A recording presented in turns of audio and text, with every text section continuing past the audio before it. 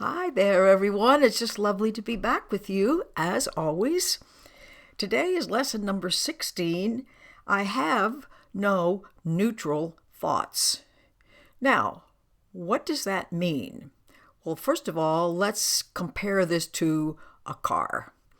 If you put your car in neutral, it doesn't go anywhere. It can't go backwards. It can't go forwards. It might make a little bit more noise, and you can apply gasoline in a sense because you're pressing down on the accelerator. But if it's in neutral, it still just doesn't go anywhere. Now, this lesson says quite the contrary about thoughts. It is impossible to have a thought that doesn't go somewhere. Now, of course, a car goes forward or backwards. What thoughts do is turn into the forms, the things in our life, so to speak. And it says you can't stop that process from happening. It says every single thing you see, every form that you're aware of is a result of your thoughts, which is why thoughts aren't neutral. Now, see, by neutral, it's not talking about important or unimportant, because you might think, well, let's see, if I have a thought about polishing my shoes, that's probably a neutral thought because that's not very important. It's like, no, that will have an effect as well. Or if you think my firstborn child is about to get married, it's like, wow, that's not a neutral thought because that's really important in our lives. See, neutral doesn't mean lack of importance as our ego minds would understand such things. It's just saying there's no such thing as a thought which does not have effects. And then it goes on to say, oh, the craziest idea of all is that we have idle thoughts. Because that which gives rise to perceiving the entire world could hardly be called idle. These are really very high-powered things. And then it says, besides the fact that thoughts are not idle, they also simply fall into categories of either true or false. It's not so much good or bad or important or unimportant. It's just true or false.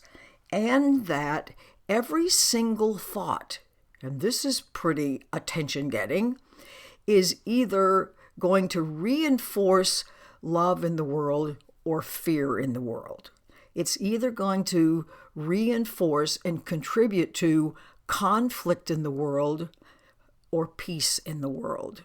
So we're operating throughout our day as these immensely powerful presences, and we can't just be careless about where we put our attention, because just as with a car, gasoline is included and you either go backwards or forwards or you stay stuck. Well, in this case, attention is what's life-giving, so to speak, so that whatever I pay attention to, in other words, whatever it is I'm thinking about, you might say unspeakable power is passing through, if we try to make this graphic, the matrix of thoughts that I'm engaged in, and the world that as I experience it shows up as a result. So as usual, it's asking for only 4 or 5 practice periods a day, only a minute at a time.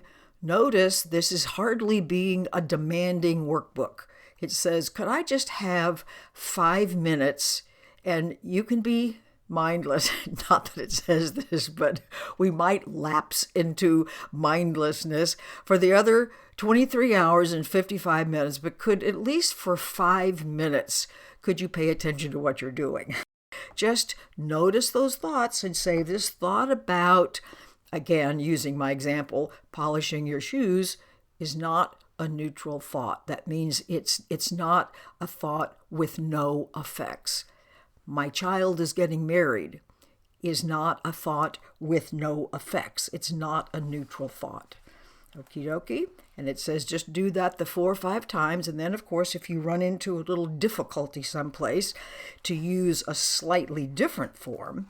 And then it just is to add a phrase at the end, this thought about having to pay my bills is not a neutral thought because I have no neutral thoughts.